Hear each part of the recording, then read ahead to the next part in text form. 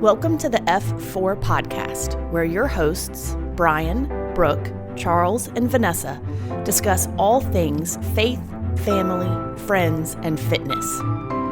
What is F4? Sometimes it's a glimpse into how we navigate the world, and sometimes it's a deep dive into how we handle the four main areas of our lives.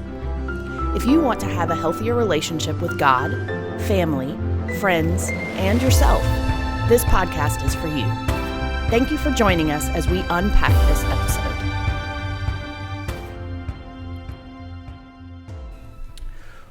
Welcome to episode 24 of the F4 podcast. In today's episode, we're diving deep into the ubiquitous presence of cell phones and the challenges they present in our relationships. I'm excited that we can discuss and unpack this problem and burden that I've been wrestling with over the past couple months, and I know some of my co-hosts have as well. But before we jump into that, my name is Charles Giddens, and I'm one of the F4 hosts. I'm joined today by the F4 regulars, my wife Vanessa. Hello. And our super awesome friends Brian and Brooke Marston. Hi. I want to thank you for taking time to listen and watch our podcast. If you could follow us on Instagram and like and share the podcast, we would greatly appreciate it.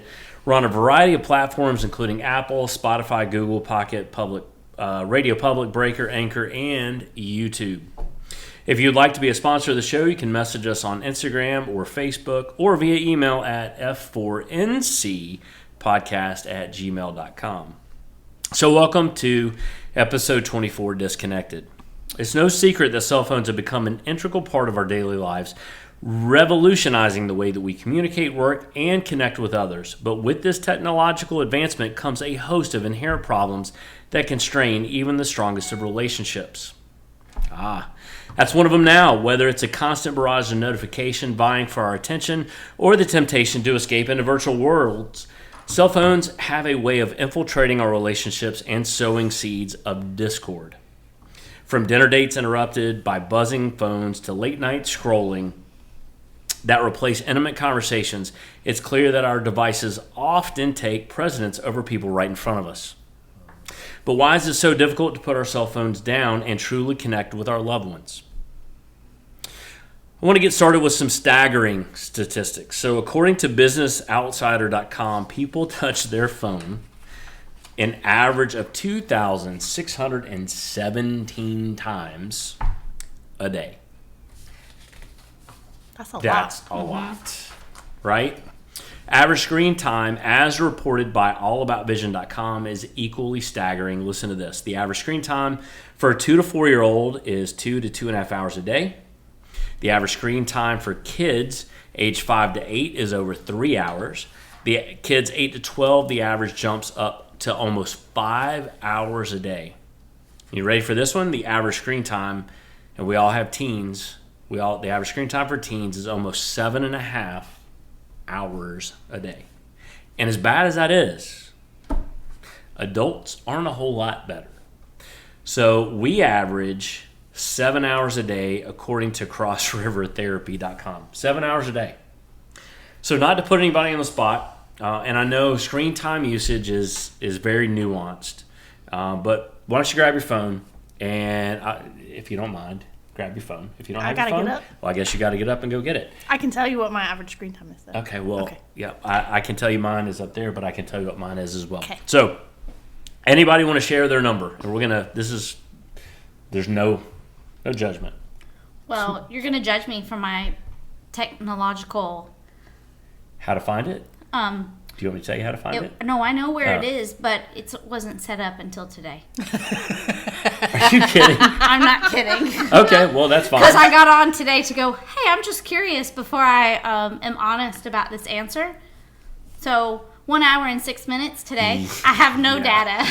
Yeah, I'm calling probably not accurate there, but okay, go ahead. Mine is 2 hours and 13 minutes. Okay. 3.5. I'm 3.5 as well. So, Brooke wins. No, I don't win anything. I'm not... I didn't set it up. So here's the thing, and again, this is nuanced, and I'm curious because you just set yours up, which goes to a further question later on in the notes. So see, I'm prepared for later. You are. It's great. Hey, do you want to hear my most used app? Yes, I actually do. I would love it if you could tell me. The Bible. Is it really? Awesome. Yeah. Okay, so yours is the Bible. What is your first click? So there's a thing on there with a first clicked, like the first thing you click when you pick your phone up. Oh, I don't What know is how it? to do that. It's right back to the same place. Back up one, and it will tell you first clicked or first used or first something. I forgot the actual what they call it. I know the Bible's my first use. I'm very see, spot on that one. Well, it's not just in the morning. It's anytime you open your phone. It logs it regardless of morning or not. Yeah. So not first of the day, first of. Right. I see downtime. I see app limits, always allowed, screen distance, communication limits, safety. Go back up to the top where it's See all app and see all website activity. Yep, right there. Click on that, and then in there's should be a button that tells you. I can't see.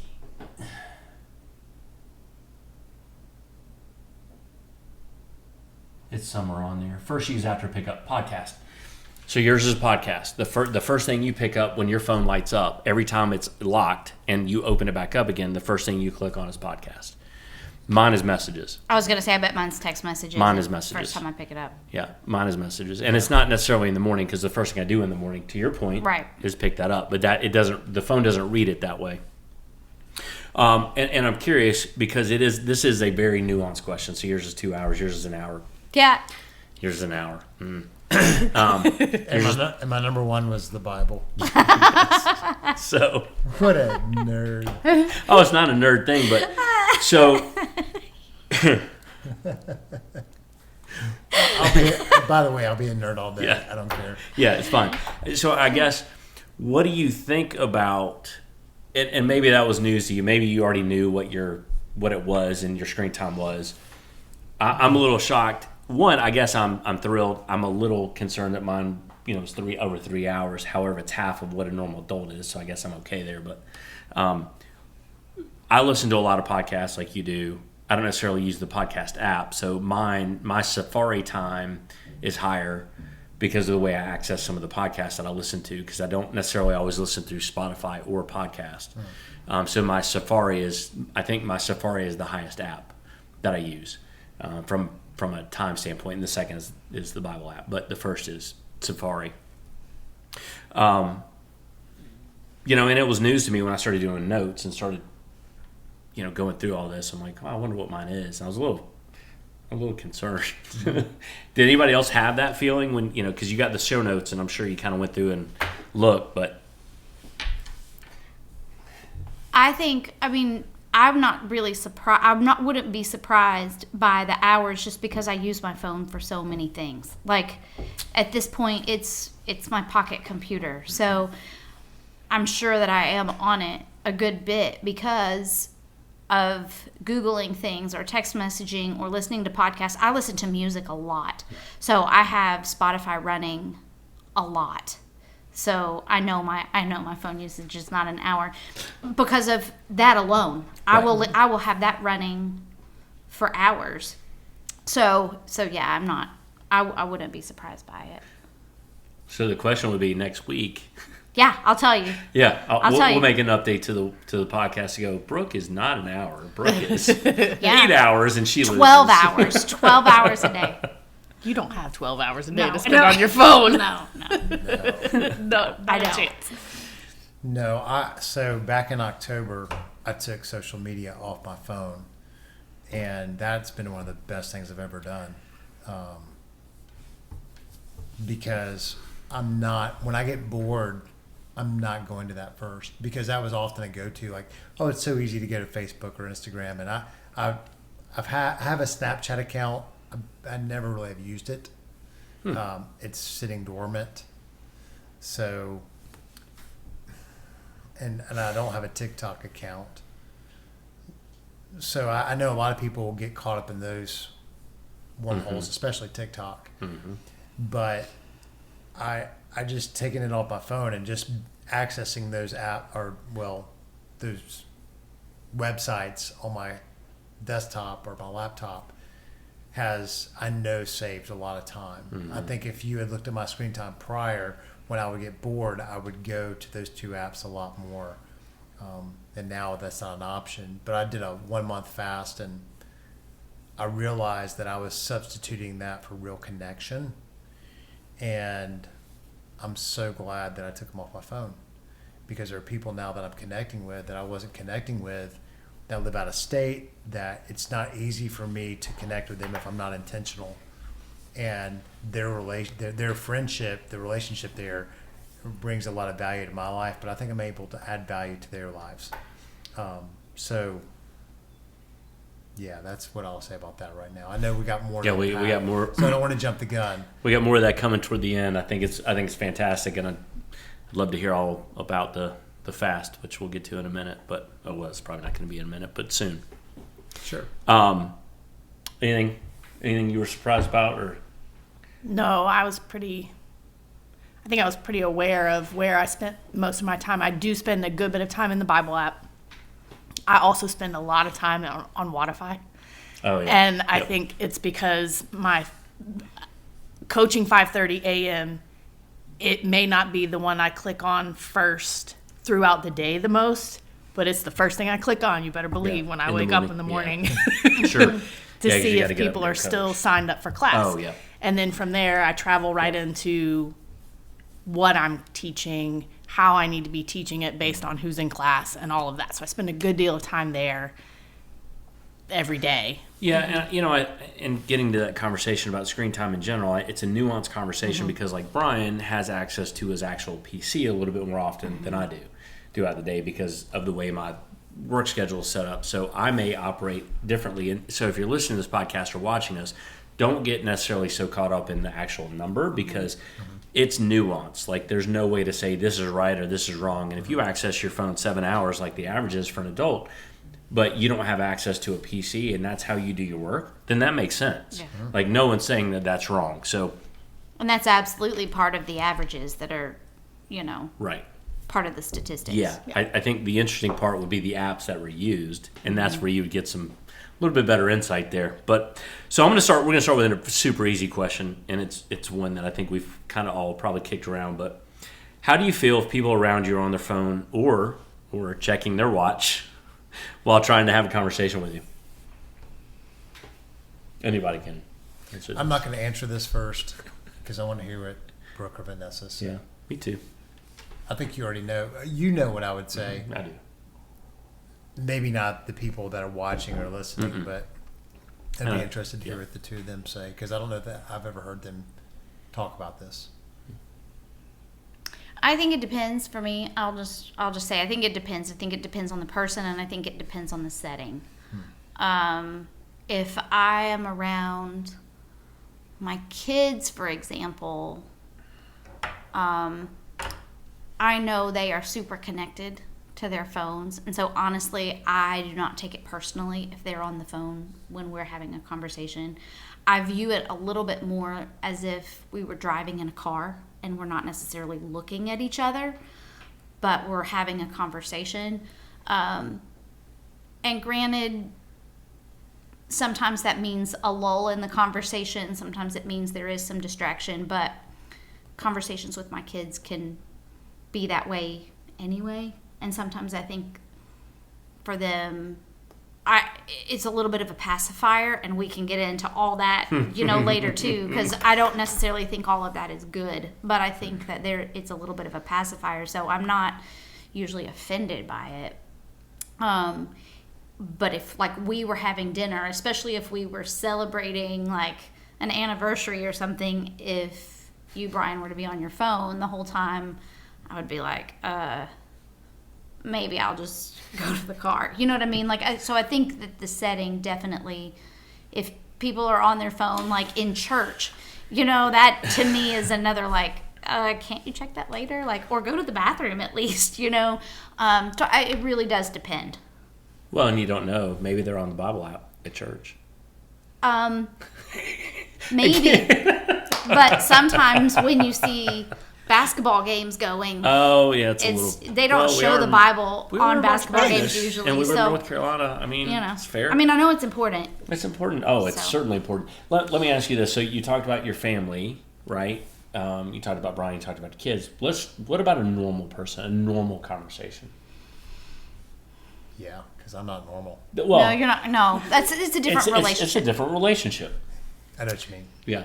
I think that probably I would think, okay, well, they're no longer interested in this conversation that we're having. Is probably the general. Yeah. Would be my general. Okay. I think if somebody is already doing something on their phone and I am trying to initiate a conversation, I'm much more tolerant if they're trying to wrap it up because I'm actually intruding on what they were doing and I'm a terrible multitasker. So I can appreciate that if and that goes for our son as well, anybody. I also have an appreciation. We all, the four of us, have a mutual friend who is the queen of Google and gathering information, and I can appreciate that. If someone were to reach for their phone for a specific purpose to gather a piece of information, like you said, it's a pocket computer. About a topic we're talking about together. Right. It's an encyclopedia as well as a social bulletin in some regards. Mm-hmm. So if it's regarding a conversation we're having and it's momentary to gather information, I'm okay with that. But like you said, and like we have all experienced, if you are having a conversation, and I know we have all experienced it, we've all experienced it with the same person.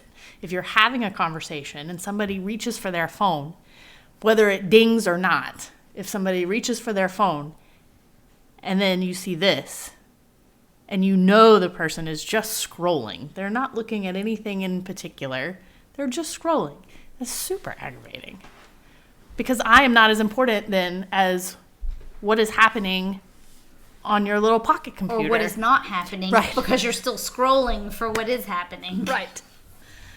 So. Yeah, I think one of the worst occasions of this happened when someone asked me to be a mentor for them. And they would talk about how they felt about a certain situation. And then they would throw the ball to me to respond, or it would just be natural for me to respond. And when I would, I'm not kidding, it would take maybe 3 seconds before they were scrolling on their phone and responding to text messages and notifications that they were seeing on their phone. And I would just stop. I would stop mid-sentence and they wouldn't even notice. Do you know how long we met in that kind of context? It's basically 2 times. Not long.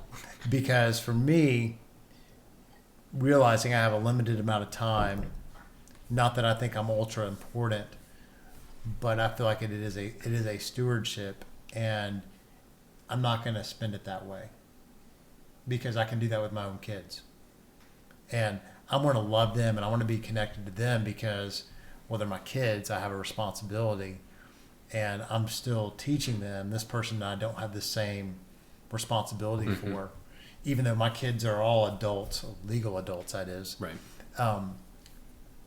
I am going to try to help them the best I can. But this particular person, they would make excuses because they would eventually notice I wasn't talking anymore. Sometimes they wouldn't. And I'm like, this is bizarre. And seeing that, being on the other side of that, I don't want to do that to someone else because I didn't like how it felt. I'm like, you are wasting my time. There are other things that I would rather do and people I'd rather be with. So that's just one experience I had.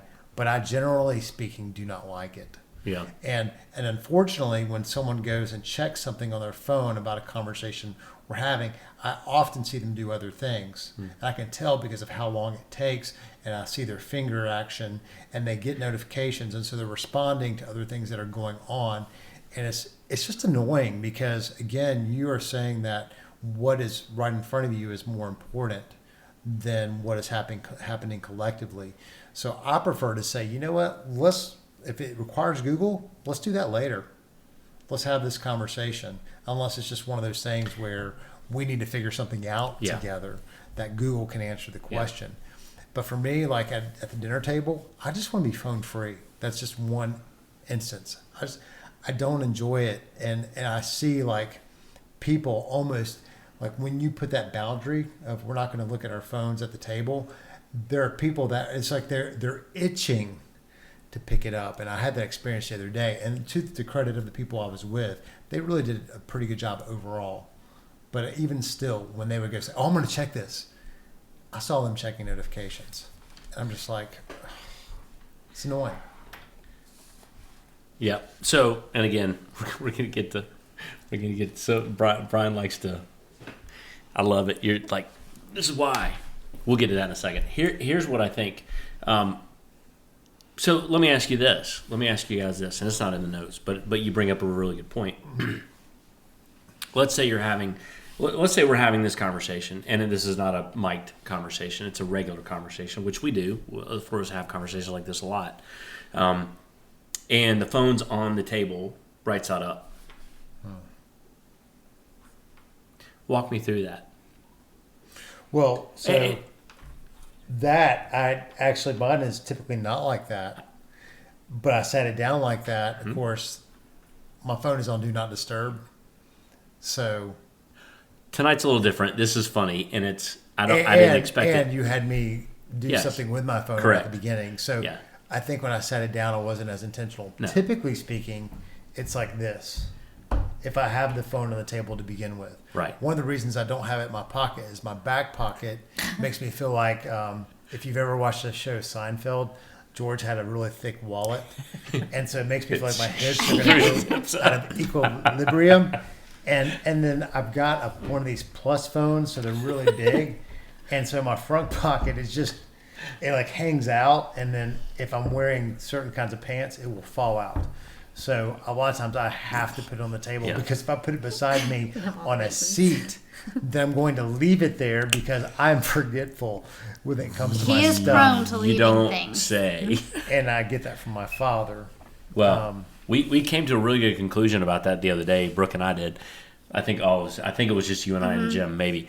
But Cam and Christian, and apparently a lot of people do. I've never seen it. I thought it was fantastic, but they put their keys with what they don't want to leave. So in this case, it was something they had in the refrigerator at the gym, and they left keys in the refrigerator, and and Christian had to come back into the gym to get what he left. He's like, that's why the keys are right there. It was amazing. And Brooke was like, I'm going to start doing that with Brian's stuff. Just take the keys. The keys go with whatever doesn't need to be forgotten. My in-laws bought me AirPods for Christmas, and I like to listen to podcasts now, and I like to do phone calls with them because I can be hands-free. He likes to just wear them, honestly.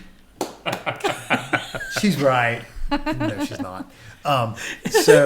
Even this morning, I started setting the AirPods on my phone because if I don't put them back in the case, then I'm going to leave them somewhere. And I'm like, where are my AirPods?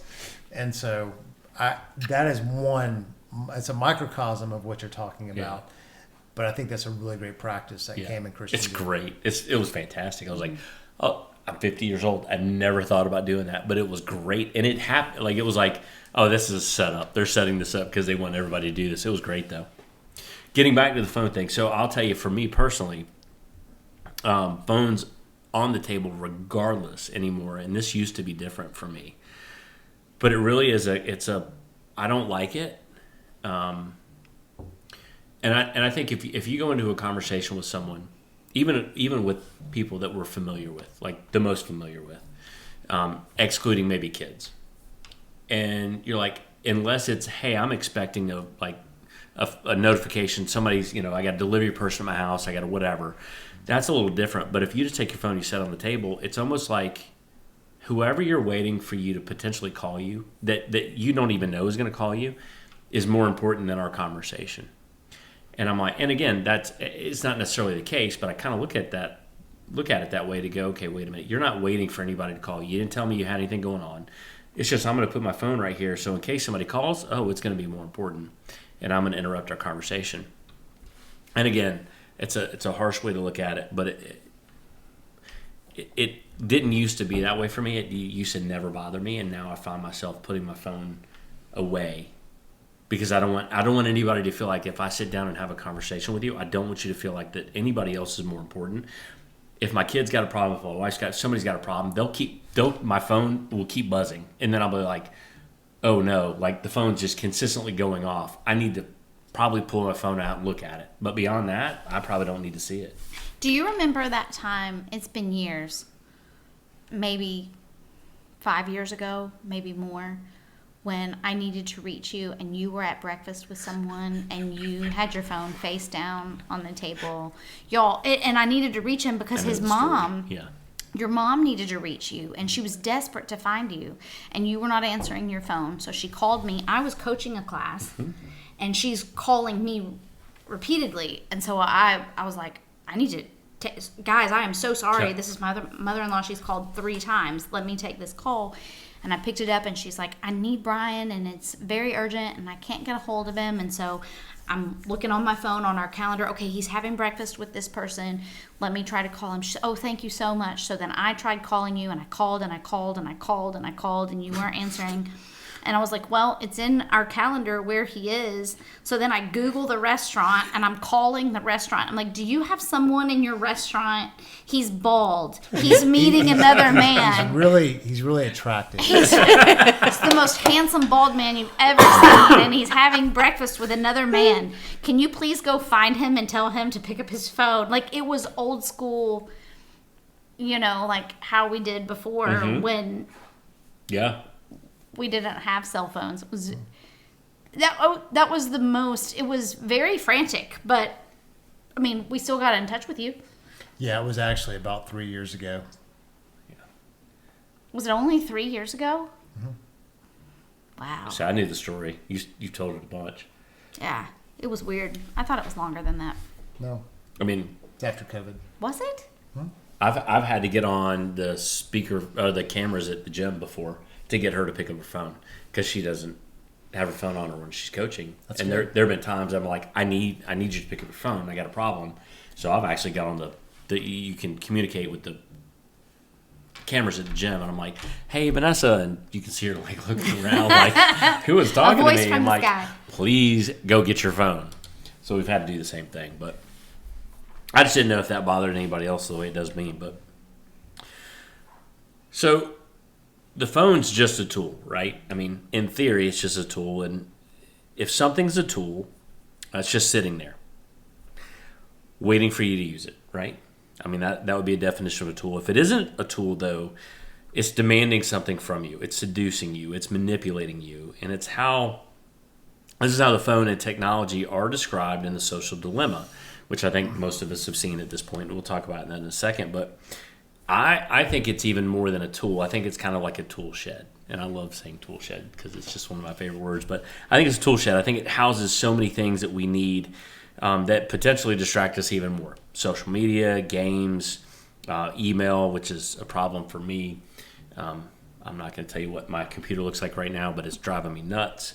And all these things help fuel our desire to grab our phones and not to relate to people in front of us. And Cal Newport wrote a book, and in his book, it's Digital Minimalism, and Brian alluded to it just a minute ago. But he talks about reclaiming control over our attention and time in an increasingly distracting world. And Newport argues that the constant connectivity offered by smartphones, social media, and other digital tools has led to a state of constant busyness and diminished well-being for many people. The term he uses in his book is exhaustion. And have you seen it with yourself or with other people? Have you experienced a feeling of exhaustion from technology or your phone in general?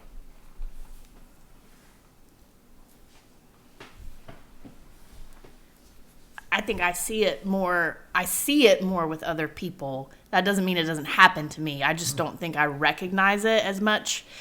I do think that I am at a point where I am exhausted with social media. That doesn't mean that I don't participate in scrolling and just seeing what comes up in the feed, and things like Reels suck me in particular, because that algorithm is really good at showing me things that are going to catch my attention. And it's usually very, quote unquote wholesome things. It's going to be a drumline performance or a dog doing something cute, or, a sloth, or somebody making art. Like, it's usually, capybara. Yeah. But I will get caught up in it until I'm like, oh, whoa, it's been however long it's been of nonsense. I have other things to do. But as far as the exhaustion piece of it, I see it way more with our son. Mm-hmm. Because he would be, whether it's screen time on his phone, and he's not much of a social media kid. He's much more of a YouTube kid. That's what he scrolls. All the YouTube shorts and everything. And it's mindless scrolling. Is it much different than watching TV? Yes and no, because it's so portable and it's easier to access at any given time. You can take it with you to the bathroom instead of taking a break if you have to go to the bathroom. You can take TV with you to the bathroom. You can. Well, but on your phone. In the old days, we had to get up and walk away. Yeah, and in the old days, you couldn't even pause it. You had you had to wait for the commercial and then run. Yeah. So, but I see it with him. If he's allowed to, he'll stay up until all hours and then be exhausted, and he hasn't done anything. As opposed to when he's in camp over the summer and he's busy all day and he's exhausted, but he's been doing stuff all day. And it's a different kind of exhaustion. But anyway, so yes. The answer is yes. I mean, I agree with your answer. I see it, more with our girls at this point because they're the ones that live at home. Yeah. So. Yeah, I really don't deal with that personally at this stage just because of changes I've made. But I've had it before, and I see it on a much greater level with my girls. And I think I've seen it with my boys in the past. Mm-hmm. I think a lot of it's looking for connection and comfort. And because a lot of the either whether it's social media or sports or any kind of entertainment promises connection and comfort, but it falls short of giving them what they actually truly desire. So I've seen it, I've experienced it, but in my current reality with the boundaries I've drawn, I'm not experiencing exhaustion from my phone or the subsequent apps. I think I would have said the same thing until the last month, and we'll get to that later. But I think until I decided to change my behavior, I would have said I didn't feel exhausted. Now that I've changed that behavior, and then we'll get to toward the end of the podcast, I definitely think I was exhausted. I just didn't. It didn't manifest that way for me, and I didn't realize it until I made some changes. To your point, which we'll get to in a minute. But yeah, I definitely could see the kids, all the kids that I deal with on a regular basis. I mean, they're worn out. I mean, and they don't know why they're worn out. They're just worn out, and it's not because of it's not because we've got them going every direction. It's because they're always connected. They're going every direction. They're going every direction, just right here. Yeah. Yeah. Yeah. Yeah, the idea of always being connected is exhausting. Mm-hmm. Yeah, I totally agree. So cell phones, while undoubtedly convenient, can pose significant dangers to relationships. One of the primary reasons is the phenomenon of constant connectivity, which can lead to decreased quality time spent together. When individuals are constantly glued to their phones, they may become disengaged from real-life interactions, leading to feelings of neglect and frustrations even from their loved ones. This never happened to us. There's another problem as well with cell phone usage. There's some research suggesting a correlation between increased screen time and certain negative mental health outcomes, including depression and suicidal ideation or suicide in general. So I'm going to cover a couple things with you guys. Jump in if you can provide some additional insight. But being connected constantly to social media can pose several significant issues for individuals' mental, emotional, and even physical well-being. And the first is addiction and dependence, right? So social media platforms are designed to be addictive with features such as notification, likes, streaks, which are even with the Bible app, streaks, that encourage users to spend more time on them. This can lead to compulsive behavior and dependency on social media for validation and self-worth. and it's even as doing research for this podcast, I came across this slot machine analogy. And I don't know if you guys have kind of realized this, but every one of your apps refresh the same way. They all refresh by pulling the screen down. Almost every one of them. In fact, I went back and looked. I'm like, well, certainly that's not the case. That's wrong. They all refresh by pulling the screen down and let it go, and it pops, right? Well, the reason they do that, and the reason all these people have designed these apps this way, it's like a slot machine. When you go play a casino and you play slots, if any of you, and I've played slots in the past. It's not something I've ever really done because it's a lose-lose situation. But if you go, like you put your money in, you pull a handle, you never know what you're going to get. Sometimes it's great, sometimes it's horrible, but you never know. So that keeps you putting more money in to go, oh, this next one I'm going to get something good. Oh, this next one I'm going to do something good. Oh, this next one I'm going to do something good. And all of these app designers have designed these apps to refresh the same way, and it's designed to be addictive. And I didn't realize it at all until I started doing research, but I was like, this is crazy. Have you guys seen have you seen yourself refresh? Have you maybe it's just me, maybe I'm the only one of the four of us that have ever gone oh, let me keep refreshing to see what pops up, or let me see who posted something that I didn't see right this second, and it's a faster way for me to see it when it pops up. I'm not a refresher. I'm not. Okay. Because I get bored. And you were talking about going to Reels. I don't know that I've ever accessed Reels just to watch them. I've gone to an Instagram feed, Yeah. and not the Reels page, but just a regular, and I'll see one, I'm like, okay, fine, whatever. I've gone through a feed, but I don't go into search or any of that stuff, that feature at all. I don't either, but I get sucked into the reels, you know what I mean? I'll watch one because it's in somebody's feed, and then I scroll up just like I would in the app, but now I'm on the reels side. Yeah, see, I don't ever switch over. I don't go that far. I've never done that either. It's really interesting. I think we're not the normal. I will, and also, I don't get notifications on my phone either. I turn notifications off on every app, just because, except for text messages, and phone calls. But I just thought it was funny. I was like, I don't see people's reels. Why don't I? And I guess it's just because I don't access it that way. But I'm not a refresher. I am more prone to going to social media because I'm bored or looking for something else. If I pull up Instagram and I go and I'll be about 3 or 4 in, and I'm like, this is boring. I'm doing something else. Wow. So good for you. The stories across the top, I'm probably more prone to getting caught in watching the stories across the top just because they're a little bit shorter and clicking through people's stories. But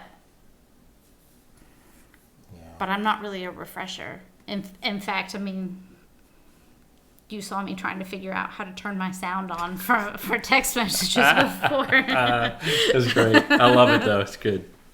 The only thing I could think of, there are 2 things. One I thought of in the moment, one I thought of previously. In the moment, I thought of how I can be that way with sports. So if I want to know what's happening in a game, or if I'm watching a game cast, I will want to know, hey, what happened? And I've done that before. That makes sense. Because I'm not maybe watching it live. It's live on my phone, but I'm not watching a broadcast of the game. I'm scrolling on a ESPN. Right. The other thing is about 8 or 9 years ago, my son Matt I think he was late middle school. Yeah. And he started playing a game called Pokemon Go. And so I wanted to connect with him because, I want to connect with all my kids, but it was something he was interested in. So I was like, hey, I'll play with you. So I was going around with him in our neighborhood and catching these virtual monsters. And then I started finding myself wanting to collect more of them. Well, you got to catch them all. I got to catch them all. So, but then they kept updating the game to where you could then go and battle against these monsters or whatever, Pokemon, and you could do it with other people. You would gather at these specific places called Pokestops. And I found myself going to these Pokestops based on the timer on my phone to do these battles. And guess who wasn't with me anymore? Matt. And I'm not kidding. I did this for like a year. And I was kind of embarrassed by it because... Of the other people at the Pokestops? Perhaps. But I was like, I tried to justify, like, well, maybe this is a ministry opportunity for me to reach people. And it could have been. Yeah, we were battling together. I can't even. But what I started realizing is, what am I doing with my life? My kid isn't even playing anymore. I mean, if he does, it's like he was so like, man, whatever. And so one day it just hit me, and I quit. I advanced these levels, and a couple of other my kids were playing, and Brooke was playing, but they were so much less committed. And he'd say, "You want to go to the Pokestop?" Not really. I know. Going by yourself. And cemeteries were a great place to go for Pokestops. Cemeteries had them. Okay. And I'm looking back on it, and I'm like, that was really dumb. But the initial intent was good. I just, in my competitive nature, found myself going, "Oh, I can do this, and I can do this." And I look back on it, and I'm like, what was it doing? I got sucked into the exact phenomenon you're talking about. And I don't want to do that again. For something that's not going to bring about a return that I'm going to look at and be proud of. Right. So that's why at this point I've drawn boundaries. I don't have any games on my phone. I don't play games on my phone. I'm not faulting people who do. I just know myself that I am wholehearted in a lot of ways.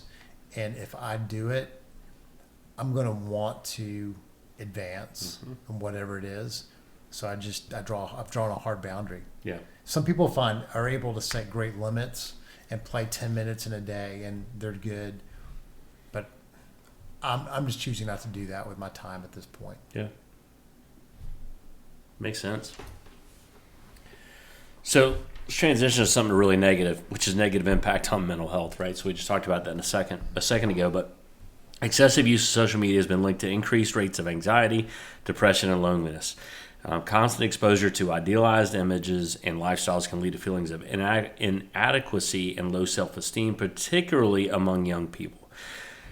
These statistics are pretty rough. So the rate of hospitalization in teen girls for non-fatal self-harm, right? So still self-harm, but non-fatal self-harm is up 62% since 2009. For teen girls 15 to 19, it's up 189% for girls 10 to 14. That's according to the CDC. I didn't make these rates. This is CDC. Suicide rates for teen girls are the same. For girls age 15 to 19, the rate is up 70% since the first 10 years of the decade, right? Since 2000 to 2010. Preteen girls are up 151%. This corresponds to the rise of social media on social devices, but really the influx of the iPhone in 2009, 2010. I mean, you can call it whatever you want, but everything that I've looked at is like that's really what changed the game, right? And social media has, but it really was the phone, the iPhone. I don't know, I guess, how to frame that up other than it's a bigger problem, I think, than I would have thought it would be, especially as someone that's in ministry for kids in the 10 to 14 age. Like, I deal in that world, and I see it. I mean, we see it every Sunday. I see kids with phones, and I see screens, and I see this stuff, and I'm like, you could be one of these. I mean, you could be one of these people. In fact, we have people in our ministry that I do get concerned about sometimes. I'm like, I'm not liking this at all. I don't like what I see. I think it's a little... But it's so pervasive in our society now. I don't even know how we get past it. I really don't. But scary statistics. And this is just teen girls. I mean, the rates for guys is not much different. It's not quite as severe, but it's still pretty bad. The next big piece, and this came from this documentary that I think we all watched, right? The Social Dilemma, which is privacy concerns. And when I originally thought about privacy concerns, I'm thinking like, oh, you're going to steal my data and send it to somebody. And that's not necessarily what the privacy concerns are. I mean, yes, your data is being sold to people. I mean, there's no way around it. And they know everything about you. The problem is, though, is that they target this in your privacy for advertising, and it's sold to third parties, right? It's not. Most of it's not nefarious. Like, oh, I'm going to send it over to China, like we hear about TikTok all the time. Like, oh, this is a propaganda machine, and it is in a lot of ways, but it's not necessarily. That's not the problem. And in this documentary, they talk about if you're not paying for the product, which we don't pay for social media, right? If you're not paying for it, you are the product, and that got me thinking. Like, that's probably the case. Because we don't pay, you pay for things that you need. Otherwise, you're being sold. You're being bought and sold. And, the change is pretty slight, and it's not drastic when it happens. But they know when someone's lonely. They know when you're lonely. They know when you're depressed. They know based on your scrolling and viewing history what drives you and what will drive you. And it's funny, and I'll get to this in a minute, but, as I've distance myself from this world, I'm getting notifications from this documentary, and they're like, oh, this is how they get you back on. Like, this is what happens when they collect all this information on you. But they need more and more data. And how they get it is they develop ways to get you connected to your phone, and a simple but effective way to demonstrate this is the ellipsis. And I didn't know what an ellipsis was before I started doing this. And I'm like, oh, I had no idea what an ellipsis is. But here's a way to think about getting you to stay on your phone, but not only getting you to stay on, but collecting more information from you is the ellipsis that shows up when you're texting someone. So when you guys text somebody, if you're in the middle of a conversation, there's a little box, a little bubble window box that pops up, and it's got little dots. And they consistently, they go darker to lighter to darker to lighter. And you're like, oh, I'm texting Brian. Brian's texting back. I'm going to wait and see what happens. And that's on purpose. That ellipsis was designed on purpose, and it's on purpose to keep you on your phone to see how you're going to react when you get said text back or when you get whatever notification on social that you're on. And then you get the dots, and then nothing. And then nothing. And you're like... And then you're depressed because they must not like you. You're like, oh, they were typing and they stopped typing. You're lonely. Yeah. And you might not have been lonely before, but you're lonely now. And y'all joke, but I'm the person that goes, oh. What do they write? Why did they delete it? Right. Oh my gosh. Did I do something wrong? Oh, so, yeah. So, yeah. I may or may not be guilty of that kind of behavior. I mean, and it's even someone who I know is not going anywhere. It's my wife. I'm like, she's typing and it just went away. And then I'm doing the slot machine, trying to refresh, and nothing. It's crickets. And then when it's really crickets, 30 minutes goes by and there's nothing. You're like, oh, they didn't actually send anything. No, that's when you call me. Yeah. You didn't want to respond to my text message? Are you still alive? Are you there? Did something happen to you while you were mid-text? What you didn't see is she was rubbing her forehead and stroking her eyebrows as you were talking about your response to the ellipsis.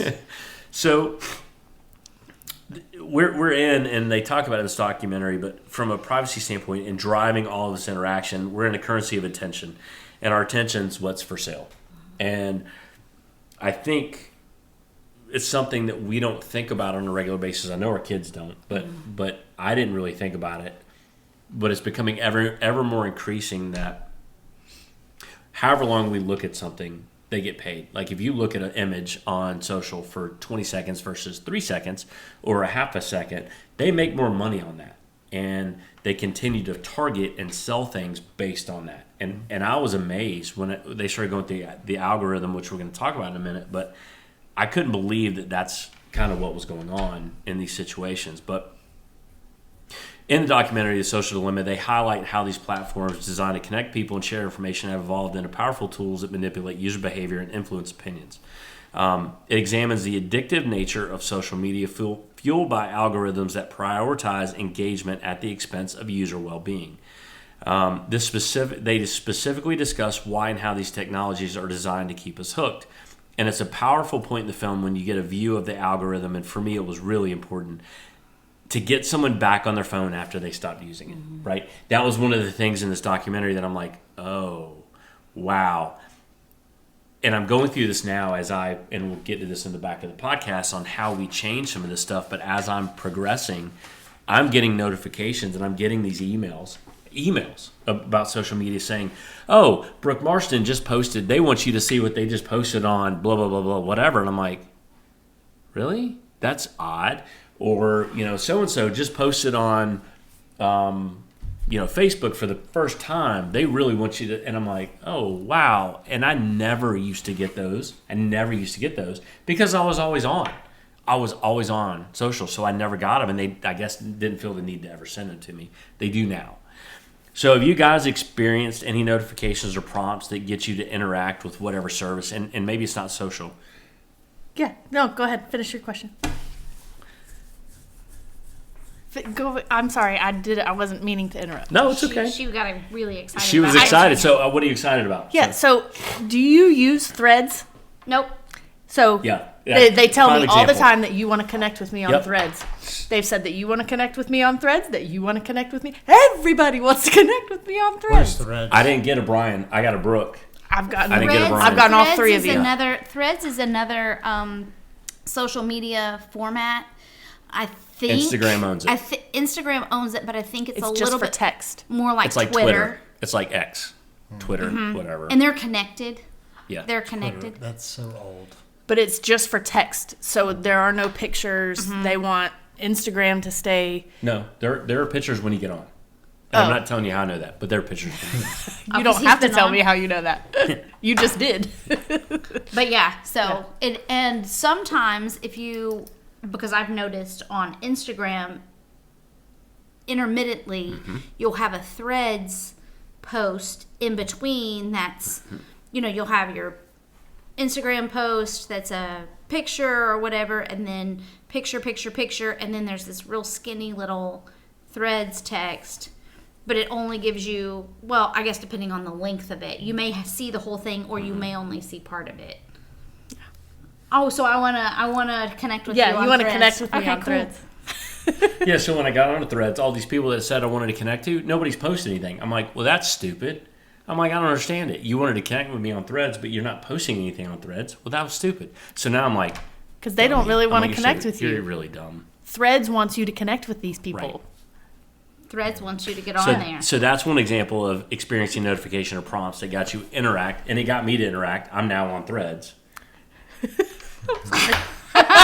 Seriously, I am. Are you doing anything on No, Threads? I'm not doing anything on Threads. I don't even know how to post on Threads. Well, you're on Threads. I've never been on Threads. You're on Threads. Yeah, I'm on there, but I don't so know are a bunch of what people I'm we know. doing on And there. when you go on Threads, it automatically sends everybody you're friends with on Instagram a thread notification to say connect with me. Ah, okay. That's why you want to connect with That's me. why. Yeah.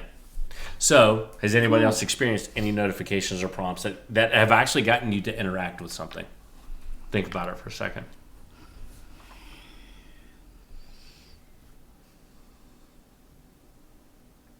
I'm sure I have. I just can't think of one.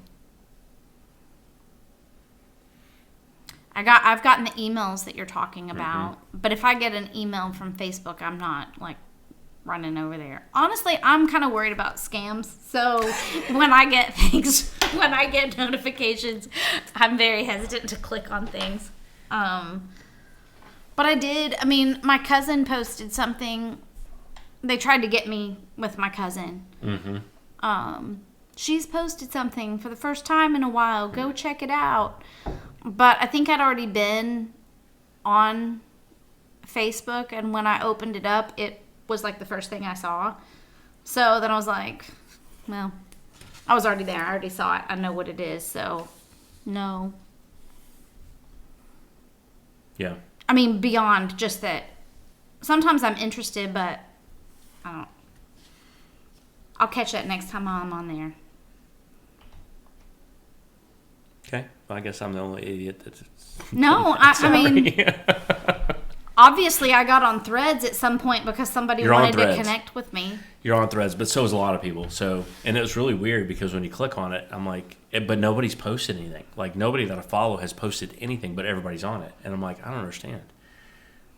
We're all here waiting for something to happen. I mean, obviously I yeah, joined. Yeah. Connect with me on there. No, unless you don't want to connect with me on there. And now I'm going to go connect with you face to face. Oh, no. Thanks for checking out episode 24, Disconnected on the F4 Podcast, Part 1. We hope you enjoyed diving deep into the presence of cell phones and the challenges they present in our relationships. Be sure to check us out shortly for episode 24, Disconnected, Part 2, where we go deeper into what it means to be connected and then how to break that connection and have better relationships with those in front of us. We hope you have a great day, and we look forward to seeing you soon.